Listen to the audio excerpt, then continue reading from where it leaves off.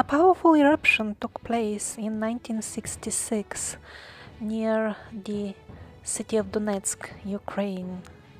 An estimated 33,000 cubic meters of molten lava buried an entire village along with its unsuspecting inhabitants alive. But the eruption was not from a volcano. And just a very short quote from a professor, head of a national level university of geology. He said, "A volcano eruption in the most direct sense of the word. The scene around reminded me of the last days of Pompeii."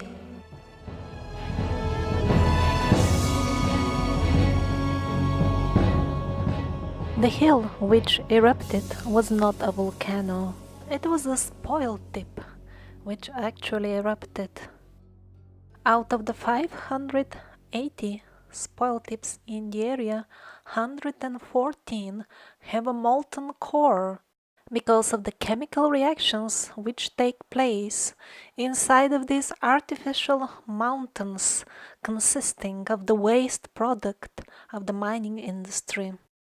And the spoil tips not only behave exactly like volcanoes, they also look exactly like volcanoes.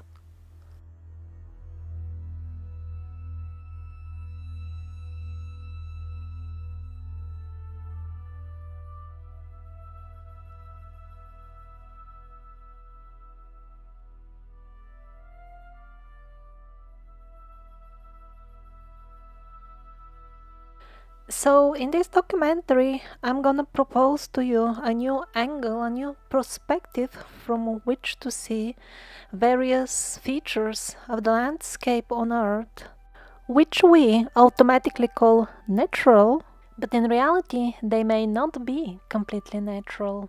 At least in the sense that most people use the word natural in, meaning without conscious intelligent design or purpose. And just one small side note about the eruption in Donetsk that I just mentioned. Although it took place some half a century ago, it actually appeared in the news and in the newspapers very, very recently, when it was declassified as a secret information. Probably it was made secret to start with, just because they didn't want the people in the region and in general to know how dangerous actually the spoil tips can be. So amongst the various classifications of the volcanoes, we have a type called cinder cone volcano. Many of the cinder cones are actually big, regularly shaped piles of slag. Yes, that very same slag, like the waste material of the mining industry. So how do we know that all cinder cones are real cinder cones? Maybe some of them are actually spoil tips left from the previous advanced civilizations. Apparently, the fact that some of them can erupt is not a proof that they are real volcanoes. Occasionally, on aerial images, we can observe stuff like this. Hills or piles of different composition. If they really popped up from the earth, from below, it would have been expected that they would have the same composition. So later on I'm gonna return to the topic of the suspicious looking hills with few other types, but first I wanna show you the images that impressed me most and convinced me that there could be some seed of truth in this hypothesis that many of the landscape features that we call natural are actually very, very ancient mines. This is in Argentina, of course. It's a natural park, officially, as everything else.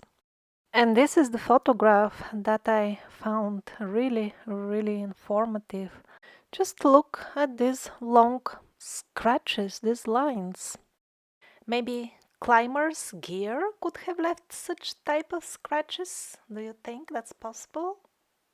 I'm not sure that's even possible because look at the sheer scale of everything. This is giant. I don't know how could have human climbers left such very long and actually very thick marks. So I spent a really, really long time looking at these images, and first of all, I thought, well, maybe it is natural after all, because this seems to be grown, cultivated stones. As you can see, these typical spikes, this is how it was grown, farmed. For more details, see my previous videos on growing stones like living creatures. So first of all, I thought, yes, this could be a natural erosion because the softer feeling in between the spikes would erode first. But then if we look more carefully, we don't see harder cones which get exposed by the erosion, but we see actually round drills. Here you can see my point more clearly.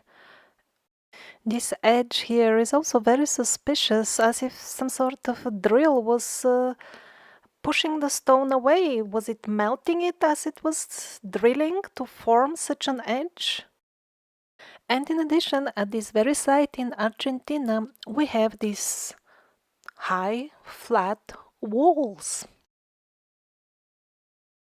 And this doesn't seem to follow the natural pattern by which this stone should erode. This is how the stone naturally erodes. It exposes the spikes. So the overall impression here is that this was an artificially cut wall at some point. And we have the same situation with modern mining. The wall is cut and below it there is a perfectly flat surface for the machinery to move on. So this national natural park may turn out to be a very, very interesting place. If somebody from Argentina is watching, maybe they can go and scout how is it and maybe send better images. This is at a different location and again shows the natural erosion pattern. The softer stuff between the stems of the mushrooms falls apart first, while the stems of the stone mushrooms remain stronger. And then the other image which really caught my attention was this one. I believe it's in America. So we have a perfectly flat wall which has eroded. Yeah, those holes on the sides, that's typical erosion by the elements. But how did this wall end up so smooth? And it doesn't seem to be just a small patch of it. Both sides of the alleged canyon are precisely cut like this. Yes, this looks like natural erosion. But about this, I'm really not sure. It's like polished, and at places it's even darker, reaching even black. Like Petra, by the way. Again, we have a wall of darker color, which seems to be cut before the fancy carvings. Again at Petra, cutting very high walls. Again with excellent precision. I'm gonna return to Petra later on in the video. There is so much material, it's sometimes difficult to structure the sequence of the presentation.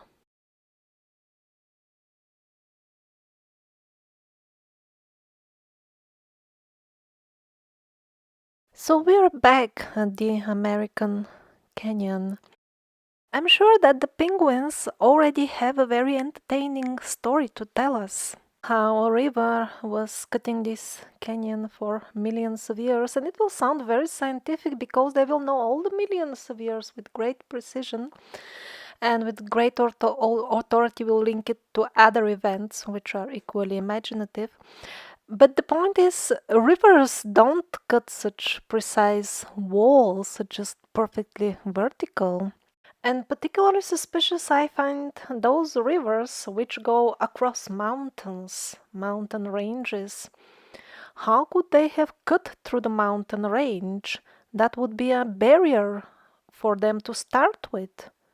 I mean, how would they climb up there initially to start with their million years long erosion idea? But on the other hand, if a river finds a canyon which is already cut as a part of mining, yes, the river will be very happy to flow through it. And now these are images of actual quarries of our civilization. Decide for yourself if the American Canyon that I just showed you is more similar to these images or more similar to riverbanks.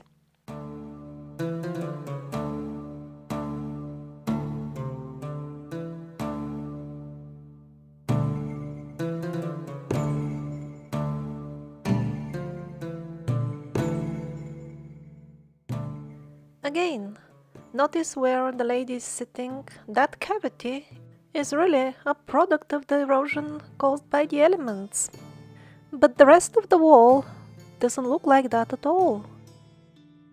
Now this is a bit of interesting picture. Yes, the boulder on the back, that could have split naturally. Maybe. But what about these cute round marks on the purple wall? That's kind of interesting. Looks a bit like a tool mark.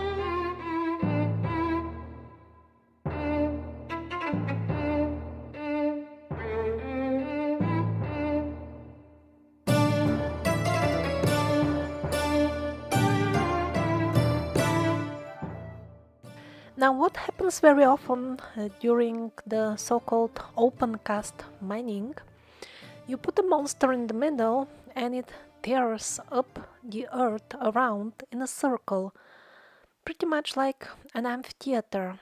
Now, I would like to show you a few interesting amphitheaters from Antarctica. So, of course, every penguin will swear to that this is completely natural, but I stared at this image very long time, and certain questions started arising in my mind in relation to penguins and amphitheaters. Now let's have a close look at this couple of amphitheaters here. So officially the winds were blowing, drops of water were falling, and the ostriches were singing as well, and all this accompanied by temperature fluctuations, and so appeared an amphitheater in the solid rock. If it was only one and it was so regularly shaped, I could imagine it. But with so many of them and all of them so regular, I have difficulty imagining it. But let's assume it's true. But then I'm asking myself, why is this edge so sharp? Was it some sort of micro winds, so to say? Was there a microclimate only inside at this particular spot where the amphitheater is? Cutting this amphitheater and the next one so precisely, and when they met they formed this very sharp and precise edge. Is it even possible to have so tiny microclimates? such a small space so that you have local winds which blow with such precision at a precise angle, and then a few meters away you have the next set of special winds which shape this sharp edge. No, it's not the winds, nor is the specific angle at which the sunlight falls on the rocks, because all the amphitheaters around, I see them having such precise edges at different angles.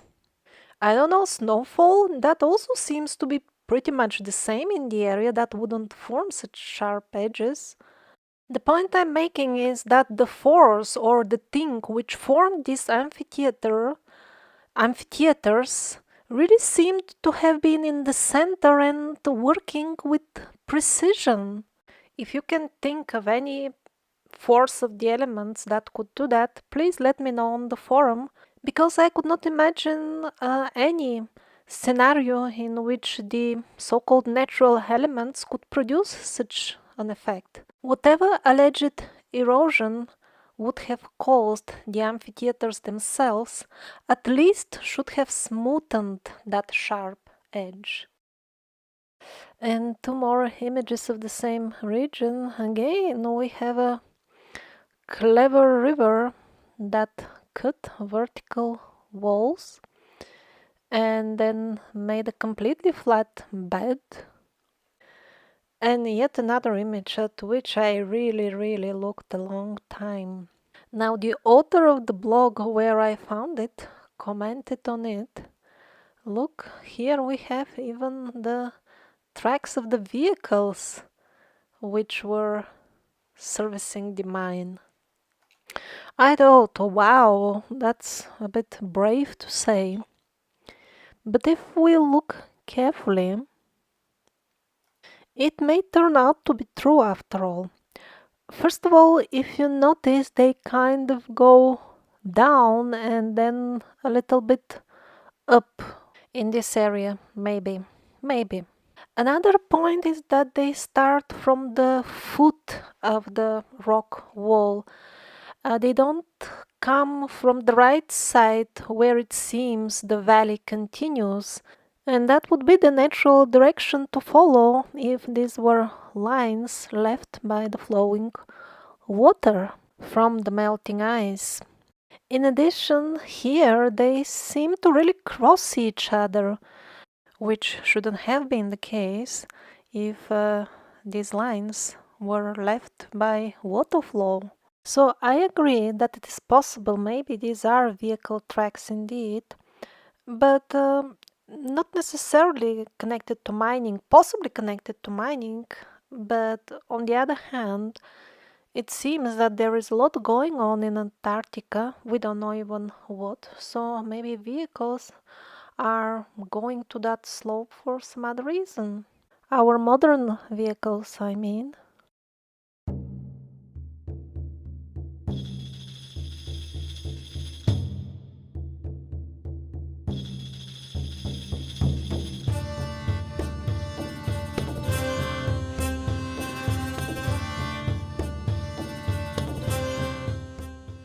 This is a modern excavator monster at work. Please note how the bedrock is cut at kind of a right angle, and then keep this in mind as you look at the next couple of images. And officially, of course, all this is natural.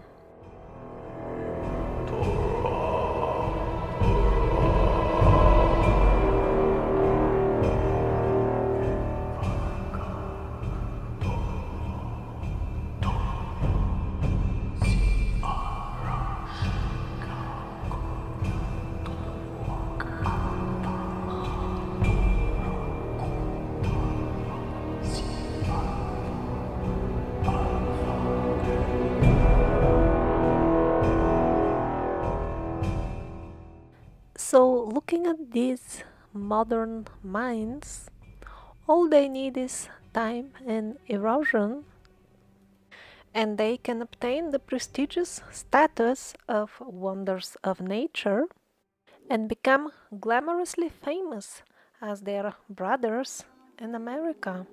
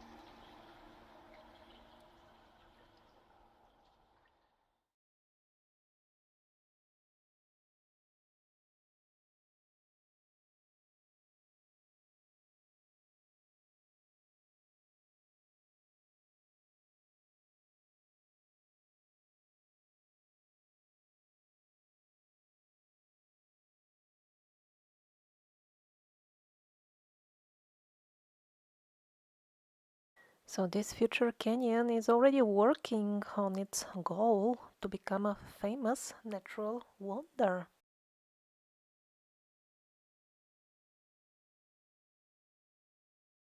And this quarry looks like as if it is almost completely ready to become a natural park. Pay attention, how does the coastal line here erode really from the natural elements.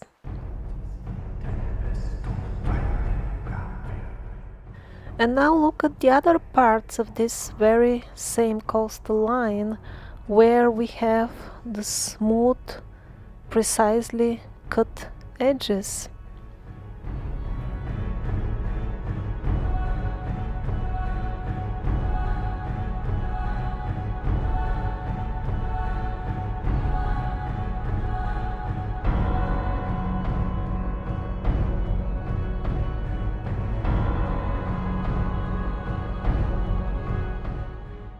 And now again, look at these two actual quarries and decide for yourself, how similar are they to the allegedly natural formations that you are gonna see.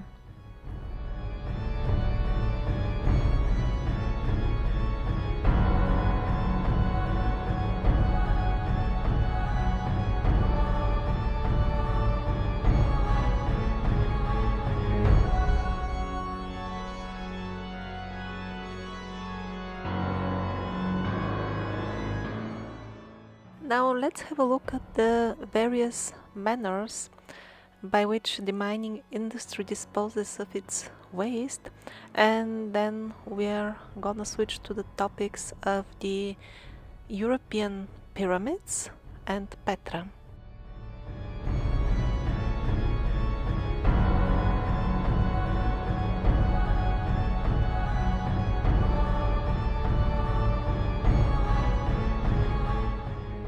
So there is a whole lot of very questionable hills on Earth, like these ones from Yakutia, Siberia.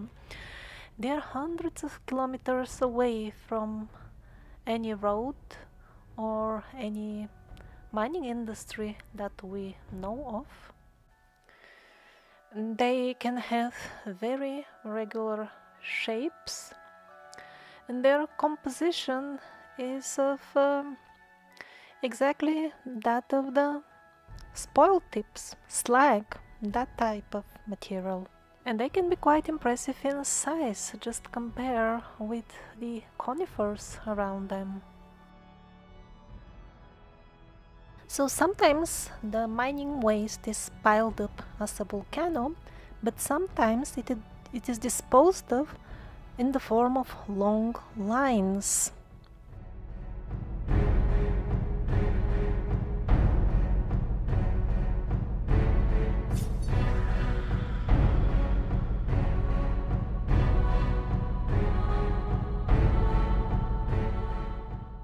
And maybe that's how so-called natural formations like these lines came to existence.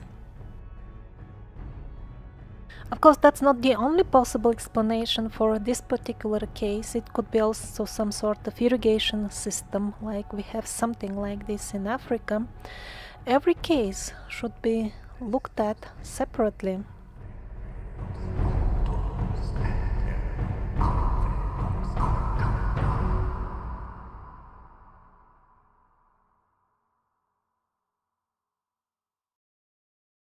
Yet sometimes they don't make lines, they don't make cones, they just dump the waste like that on the ground.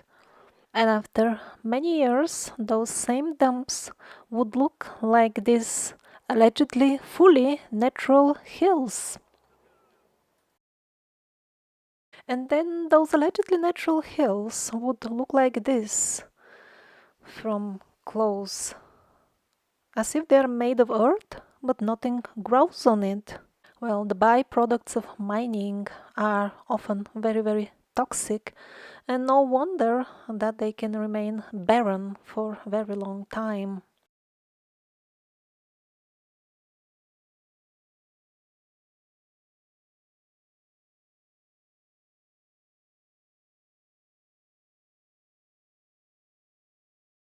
Yet another way of disposing of the waste material is to stack it in the form of flat hills. And if eventually some sort of vegetation manages to grow on them, this is what we have: a natural mountain, so-called natural mountain. There are so many table mountains on Earth, and many of them are suspiciously of a very precise shape.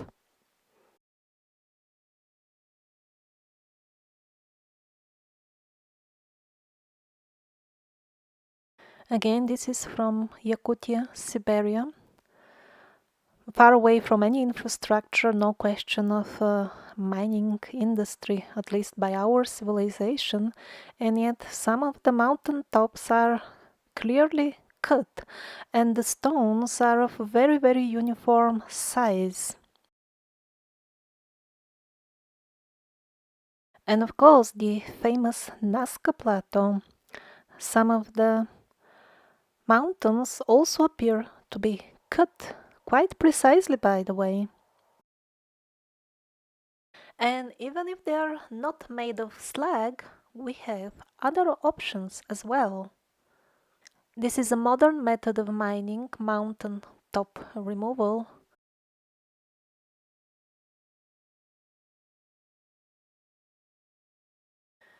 Of course, I don't mean that the mountain tops of Nazca were removed exactly for mining.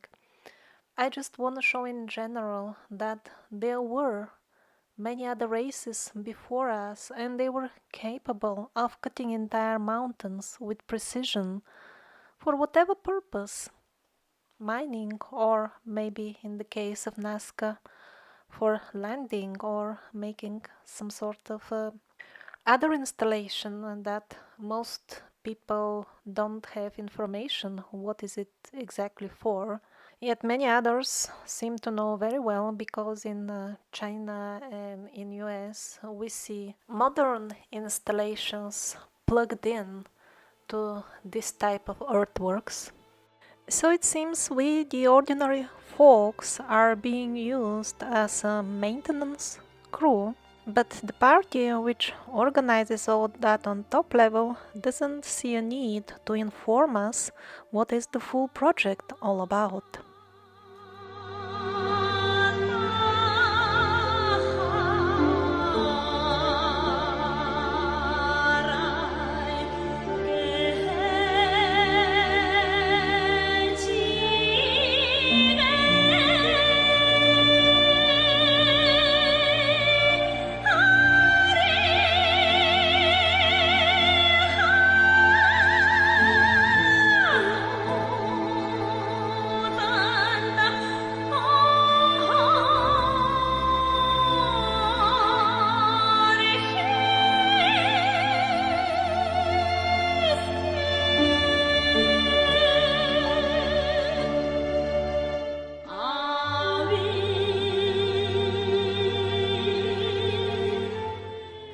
So of course we have many different types of mining, and some of them give us a byproduct chalk, and this is how the hills look like.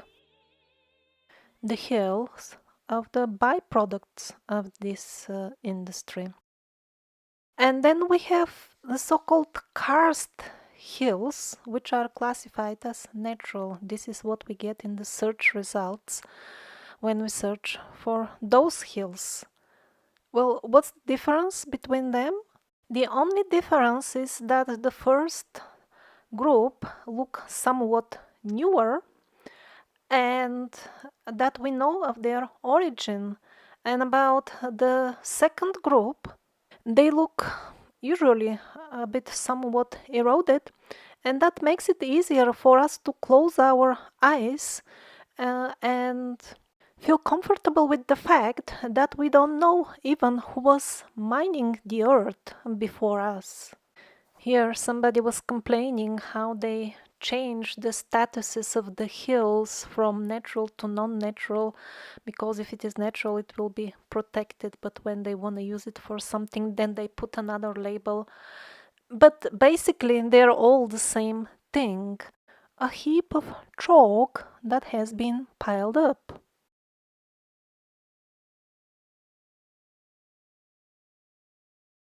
My previous video was about how a lot of the stone, the rock on Earth, was grown, cultivated intentionally, pretty much the way we farm plants. These are some parallels between minerals, which are very well known to be growing, and a couple of species of cultivated rocks.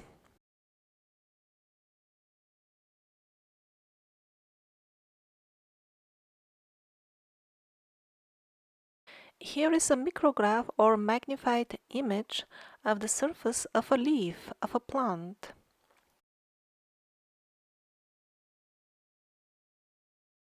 Again, the parallels are obvious.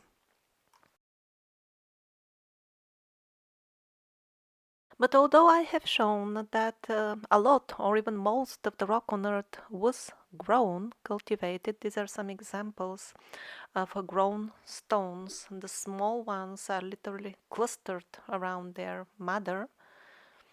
But despite that, it's possible that some of the stone spheres have a little bit of a different origin.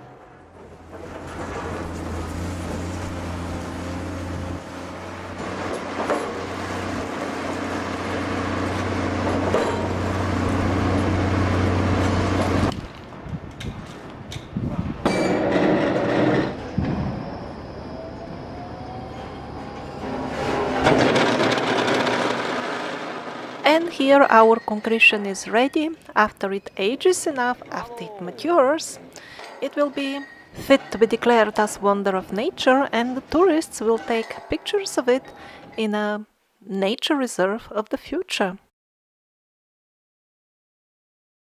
And yet another third possible explanation for some of the smaller concretions. These are so-called mystery artifacts found in South Africa, buried in geological layers which the penguins assure us date from the times when we were monkeys.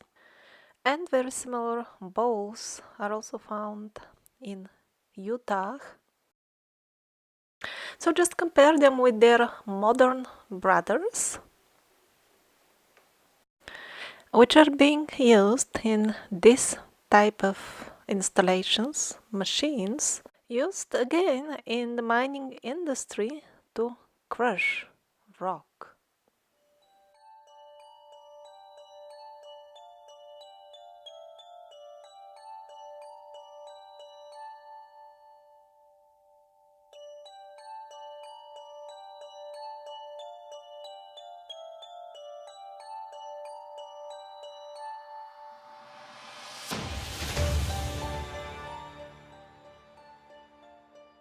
And now on the subject of caves, look at this allegedly natural cave, and now look at this mine. Now as this mine gets abandoned in due course of time, the wooden beams will rot, And here is the result: your natural cave will be ready for the tourists to admire the wonders of nature.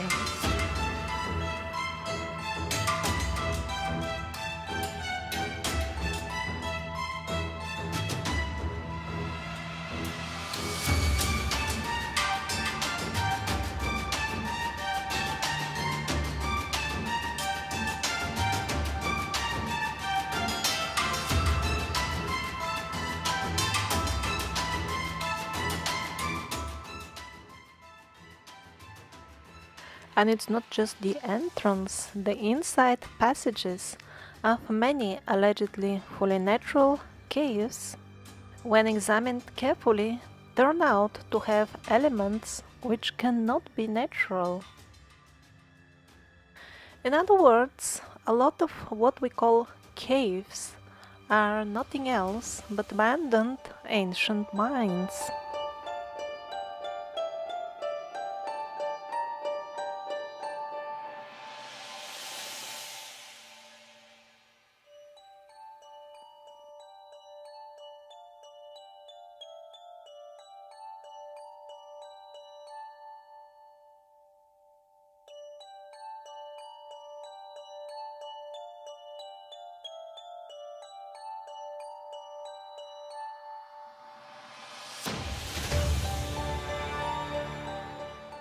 Now find the difference between this mine, called the Pudnevsky mine in Russia,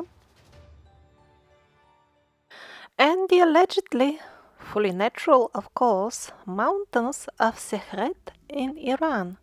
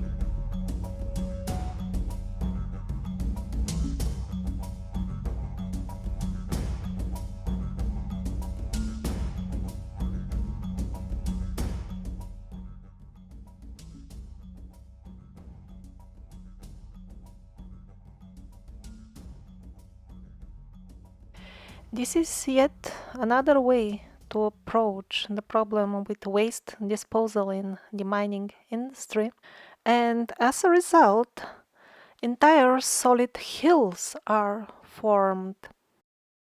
This could have been one of the ways in which, again, so-called natural wonders have come to existence.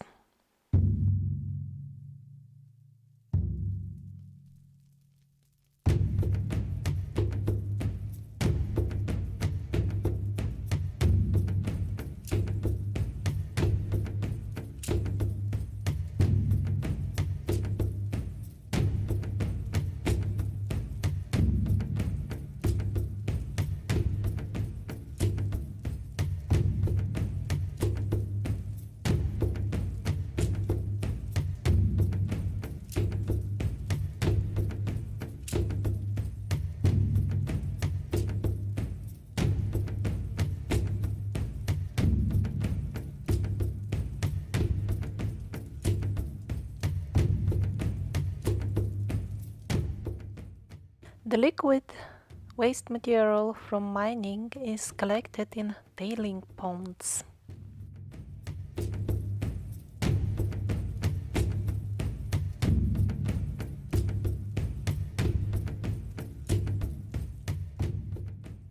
Now, it is entirely possible that some of the numerous salt lakes, salt flats, etc. on our Earth formed naturally, but yet on the other hand, many of them look a little bit too suspicious not to consider the option that they could be ancient tailing ponds.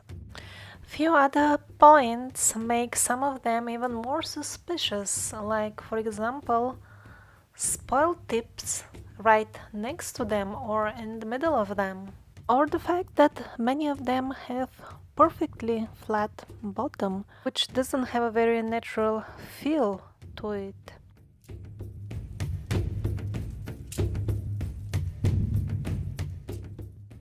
The tailing ponds tend to be shallow, even the modern ones, and tend to have very flat bottoms, just because they were parts of mine themselves. When the given mine got exhausted, they turned it into a tailing pond and started mining the areas around.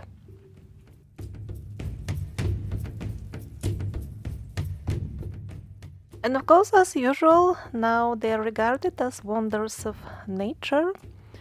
They are part of nature reserves, national parks, and the numerous tourists are entertained by various speculative hypotheses, which all rotate around the same pivot. How could have this natural wonder come to existence?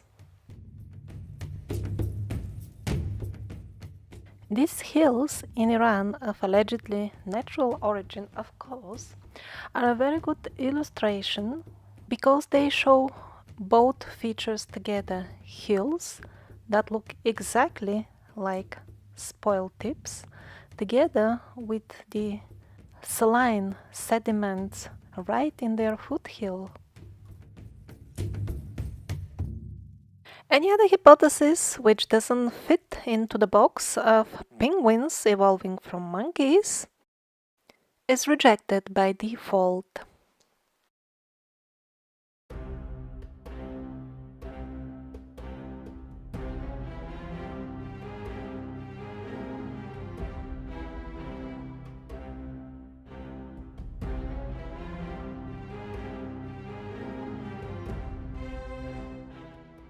This is also a type of waste disposal of the mining industry.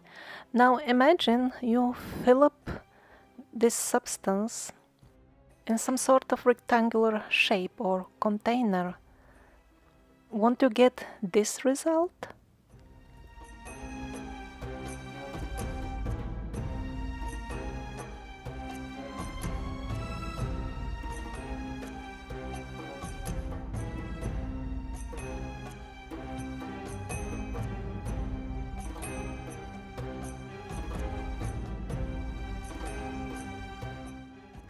And now on the subject of underground mining.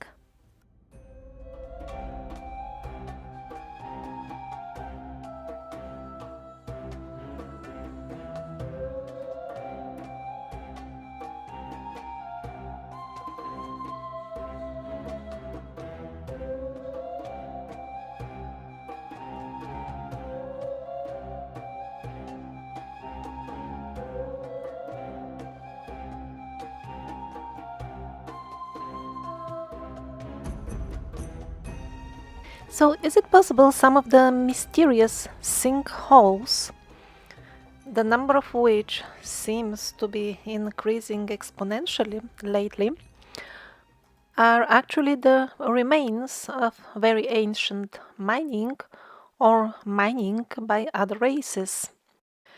The official explanation is often very unconvincing. The hole that you see on the diagram has a proper funnel shape, which is the most natural thing to expect from a natural hole. In reality, we see something very, very different. Many of the sinkholes have remarkably smooth edges and form a perfect cylinder instead of having a shaggy-looking funnel shape. Moreover, the sinkholes are just the tip of the iceberg.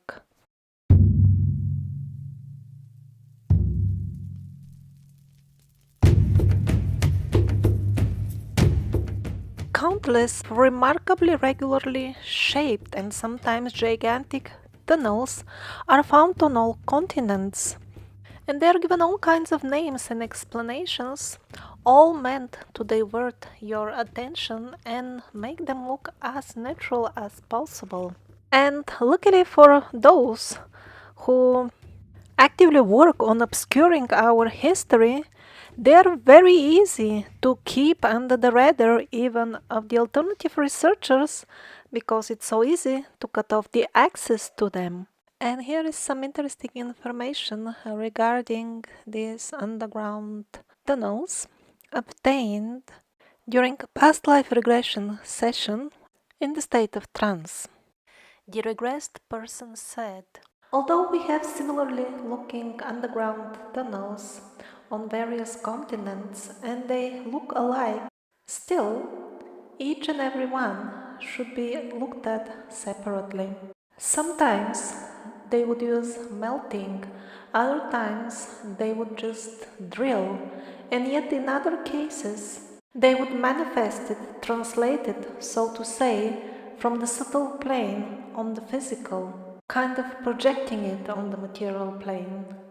Some of them are entrances to the underground kingdoms, but calling them underground kingdoms is not so precise. It would be more correct to say that they are gates to other planes of existence. Down there is an entire grid, mesh, network of such tunnels. Some are also bunkers, ruins of mines, or simply a result of rock sampling. When they found what they needed, they would extract it, sometimes directly to off-planet locations, or sometimes they would first take it to the surface where it would get processed. Then the regression guide asks for further details about this manifesting the tunnels directly from the ether or the subtle plane. Does this mean that the stone dissolves back in the ether? The patient replied that you can say so. Also, you can do it selectively. Just take whatever you want and leave the rest of the mass that you don't need. It's not that such a stone will actually really disappear. It will simply stop existing for people like us who cannot perceive the other frequencies. In the past, these tunnels were passages to other worlds. If one really needed it or was curious, one could pay a visit to the neighbors, so to say, and have a journey in the other worlds. That's how it was in the past, and some tribes still keep the memory of these passages in their legends. But now, since the humanity got channeled into this more limited reality, such journeys are difficult or impossible. Certainly, you can't go with your current physical body. Maybe some people can go with their subtle body, but even that is not very easy. They are guards, and the access is very limited. And then the regression guide is asking if they were able to create this type of tunnels exclusively using mental powers without any technical equipment. The patient replied, yes, they could and they can even now. A group of them would create a field of light. Then they would direct it as needed with their intention, and the rock would dissolve. Not even melt, but exactly dissolve, pretty much like paraffin. It wouldn't flow down like a liquid. And by the way, there is extremely valuable hint in this regression session. about the group of beings holding a field, creating a field with the power of their thoughts and intentions. And this is exactly the way we can deal with some serious problems that we face nowadays. Like, for example, the poison trails in the skies. If enough of people learn how to create and maintain the needed light fields, they could not only neutralize to some extent the effect of the poisons, but eventually even derail the full program of spraying, influencing the material world around and the events that happen to us with the power of our thoughts. It's not as easy as some New Age cheap literature tells us, just wish and it will happen. No, it doesn't work that way. It is somewhat more complicated than that, but it is certainly within the scope of each and every ordinary person. It's not only for people born with special abilities. Anybody can learn, and the only requirement for it is to wish it strong enough. And now let's get back to mining. So what these big machines do is they strip a thick layer of the earth. Here they do it even on 2 levels at once. And what's left behind when they are done with their job is really a barren, stripped, and perfectly flat patch of land. So, is it really a strange coincidence that we have similar natural, again, allegedly natural landscapes on almost every continent? Australia having probably the biggest chunk of it, and Africa is not far behind. How come they're stripped completely of soil and perfectly flat? We see that some sort of minimal vegetation does grow there after all. So for all these millions of years that they are always talking with great confidence in their penguin books, there should have been at least some sort of thin layer of soil. Where is it? Is it possible that these regions were devastated by such a large scale mining, so to say? Of course, it's possible. And waste products of such a large scale mining could be maybe in Sahara. Why not? For more details, see the Survivors episode on the artificial origin of Sahara. And if you think that it is a little bit too far-fetched to suggest that all the waste was transported to Sahara, just have a look at Mount Nimrud. Not only this pile consists of some sort of pebbles that really look like an industrial waste, but also this pile happened to land at a very strategic place, covering a historic site in front of which there are very, very interesting statues, which suggest that the site itself might also be extremely interesting. And it's not just Nimrud. Also the Norsuntipe that I've reviewed in previous videos, the Great Pyramid of Cholula, Teotihuacan, and so many others you can find in my videos and on the website. Always the same question: who put this pile on the top of the historic site? So we clearly have some party which is fond of piling up stuff on historic sites. So it is not so far-fetched to suggest that this party as well buried under sand what we call the ancient Egyptian civilization. In reality, it may not be really ancient. More information on this point again in the Survivors episodes on Egypt.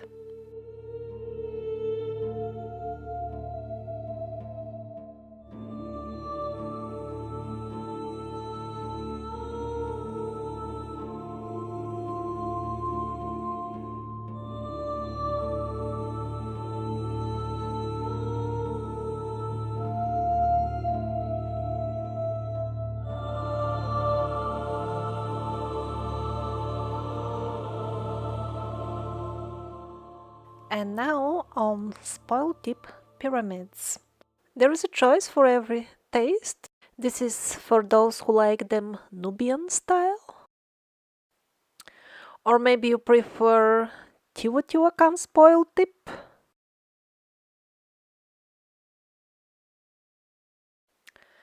Well, no wonder then that we have so many pyramidal shaped hills in southern Europe.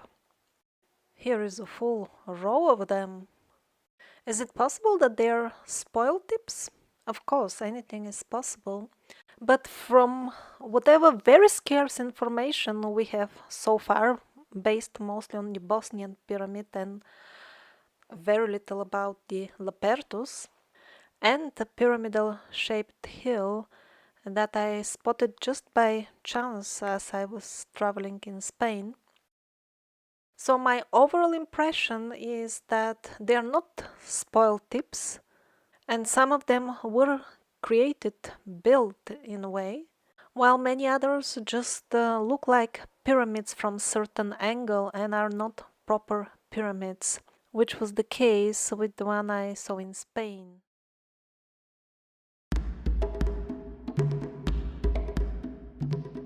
Now, I would like to share with you my impression about the Bosnian pyramid, or at least the one I'm getting so far.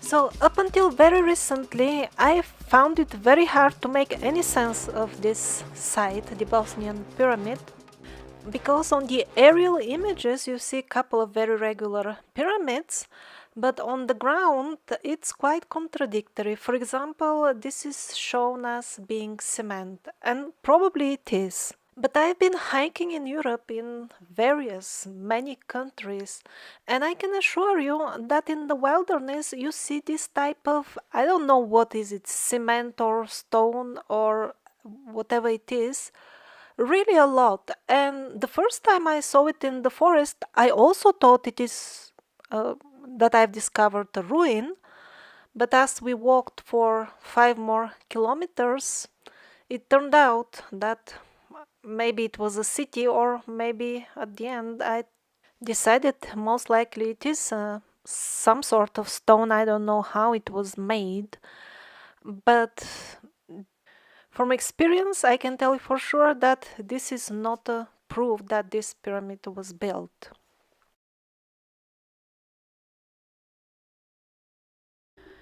Here is a mysterious wall in America, by the way. It appears to be made of this same type of beton, cement.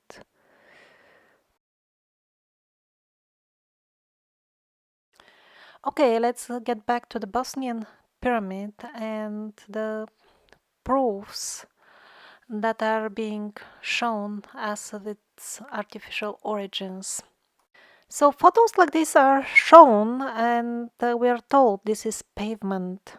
No, this is not pavement. If you just look further on these very images that are shown from the site, you will see that this is a stone, a rock, and that's how it fractures.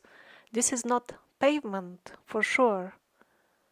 And in a little while, these very same layers turn into what everybody would call natural stone. So that's why I found, until recently again, this site to be very confusing, and I never commented on it. And only after I found out that a lot of the rock on Earth was actually grown, cultivated, then everything fell into place. And now I understand each and every image I saw of the Bosnian pyramid. This is also from the site. Do you see the typical stone growing patterns? You have to see my previous video to understand everything that I'm saying now about the Bosnian pyramid. But now I'm absolutely convinced that it was grown. Maybe you can say manifested. Was it grown from a substance, let's say soil, or from air, or from sand, or as there are other versions, uh, directly from the ether? That I cannot say yet. But also pay attention that there are stone spheres, concretions in the area and at the pyramid side itself. And the concretions are definitely grown, cultivated stone. So there was growing of stone going on in this area. And guess where is this pyramid located? It's in America, exactly in that area with a lot of mushroom testing and all those buns of rising mushroom stone dough.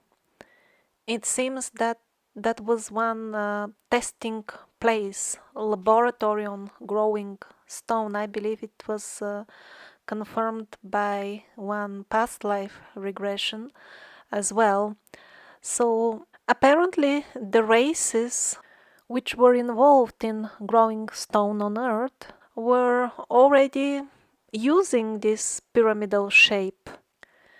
And in addition, this stone, the Bosnian pyramid, seems to be very similar to this one, which was also most likely cultivated. More details in my previous video and one much older video where I touch also the subject of exactly these stones.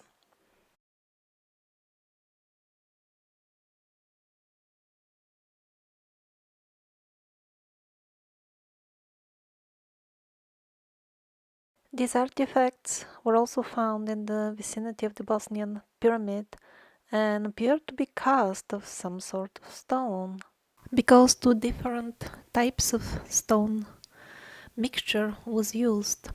Or actually anything that appears to be cast could have been also grown. Now this is also supposed to be a thick layer of cement from the Bosnian pyramid. This really looks like cement and only like cement. Was it also grown or it was cast, built in a way that is closer to our understanding? I don't know, but as a conclusion, my impression till now is that the Bosnian pyramid is made of cultivated stone, mostly or entirely.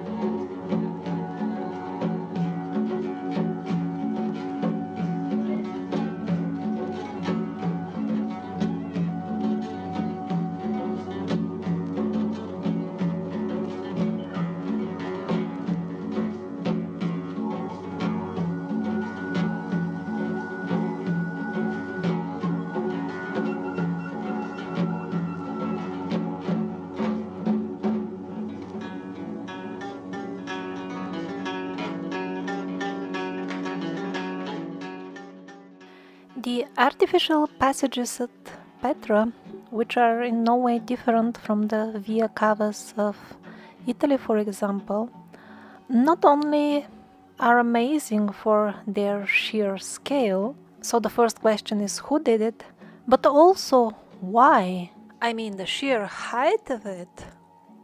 Well, I think we're still far away from tackling who or why about Petra.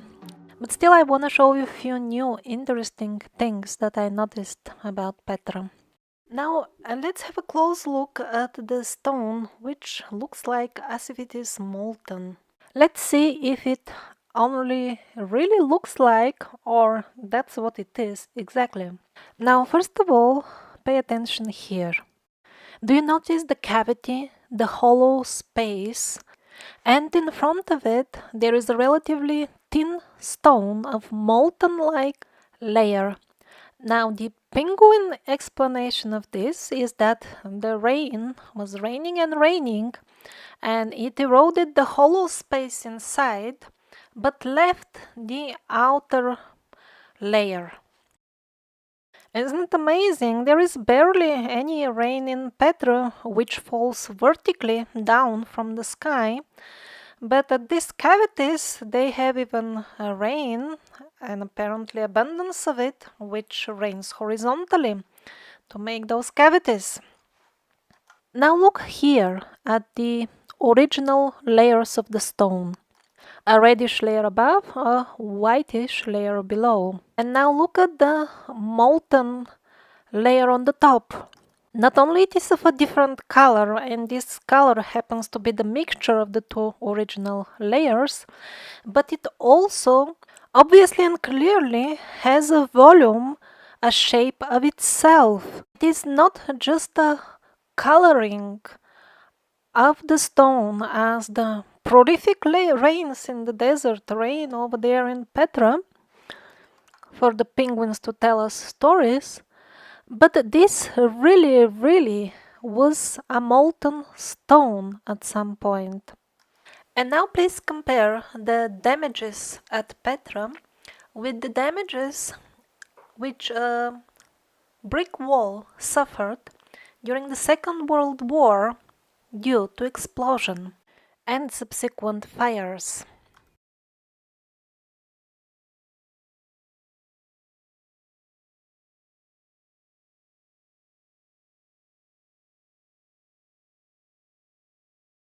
Now please compare the damages at Petra with these formations which are found in caves where rivers of molten lava were flowing.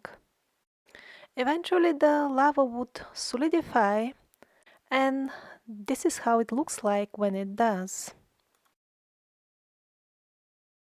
And if you still have any doubts as of the origin of the damages on Petra, just look at this. Now look at the layers showing the original structure of the stone. Reddish, whitish, orange. Now look at the coloration of the brown and white river of stone, which started flowing when it was melted. This is an absolutely mind-blowing photograph. Really, a river of stone caught in petrification as it was flowing. Now let's make some general conclusions about Petra based on what I previously knew. It's all in this video, and the things I recently found out, which includes also the farming, the cultivation of rocks. First of all, the bedrock of which the area consists might have been cultivated, grown, or at least the clearly orbicular patterns on the rock give such an impression. But on the other hand, we can't be sure because the destruction waves of the weapon or whatever tool or technique or approach was used to destroy Petra also tends to leave similar patterns on the stone surface that it damages. Again, remember that the brown and white river of molten stone here has the very same kind of orbicular patterns. It is also possible that initially Petra was a fully underground city, and these tunnels with the burned smooth walls, they could be just an aftermath of the destruction. Like if somebody was trying to destroy an underground city from above and was directing some sort of weapon, it kind of made passages, and that's why we see, you can see that in the video which I referred to before, that there are a lot of remains of premises rooms on the sides of such destroyed walls, and the passages are quite narrow. That means those rooms were situated exactly where there are passages now. And the destruction must have been carried on a really grand scale. Do you notice the poor remains of some sort of staircase here? So there are remains of staircase here not because the people were crazy enough to build parts of a staircase in the middle of the road or in the middle of the desert, but because the entire structure to which the staircase were leading is now evaporated, missing, destroyed, molten down, disappeared. Here around, its spare parts are rolling in the dust. And of course, structures like the so-called treasury belong to a much more recent era. And this is not Petra anymore. This is the place of the goblins, which we visited in the previous video. I actually think that the goblins must have settled over there when they found the vacant ruins of the stone growing laboratory, which might have been destroyed by the same weapon. Or maybe it wasn't even a weapon. Maybe this stone, because it is grown as mushrooms, maybe it reacts with time with some sort of natural element and produces this type of effect. Don't forget that this might have been a laboratory for testing species of growing stone.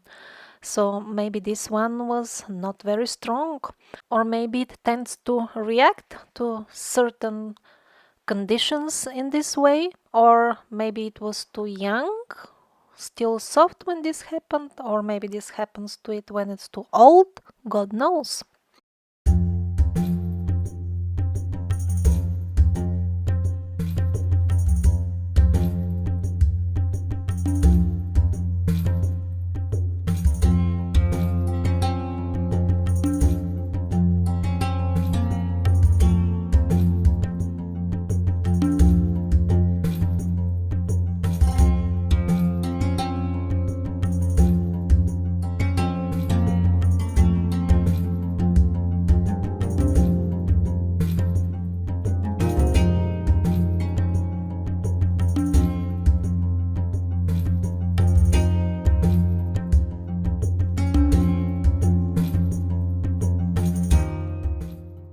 And so, speaking of rock-cut passages, we are not in Petra or somewhere in Europe anymore.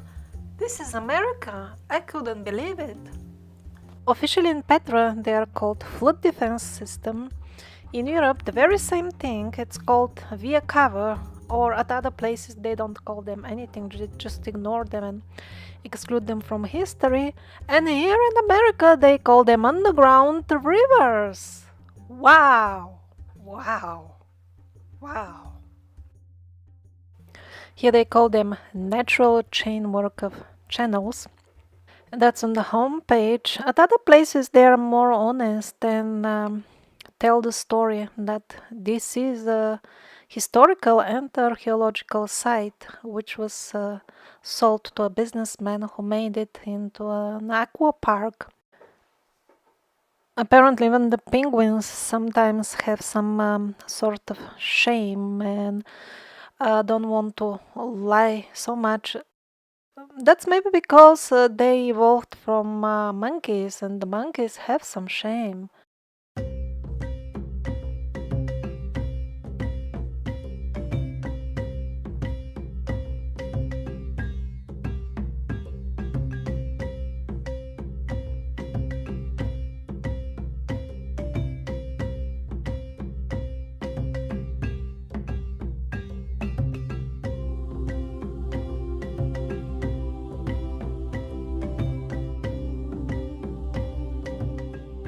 So, most probably various races have been mining on Earth, but that is far behind the horizon for the scope of the understanding of the modern man, who is not even clear and doesn't even care who is he himself. what to speak about inquiring into who are those others. But as far as mining and then smelting the ore within the historic time frame of what we call known history, that is the history that we think we know all about. Talking about that specific time frame, we were taught by those others how to smelt the ore and extract valuable elements from it. The proof that we have been exactly taught how to do it and we didn't discover it by ourselves, you can find in these two videos. Some people also believe that some of the product of the mining was exported off planet. Anything is possible, of course. I haven't seen such information coming from any reliable source, but it could be going on even now, just by looking at the price tags of various substances. It appears certainly to be unrelated to the financial reward that the miners receive for their hard work.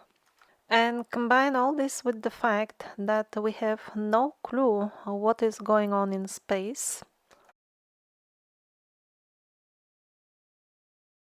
While the sheeple are being entertained with fake computer-generated images about the so-called space missions, what is actually going on over there, we have no clue. They could be transporting stuff.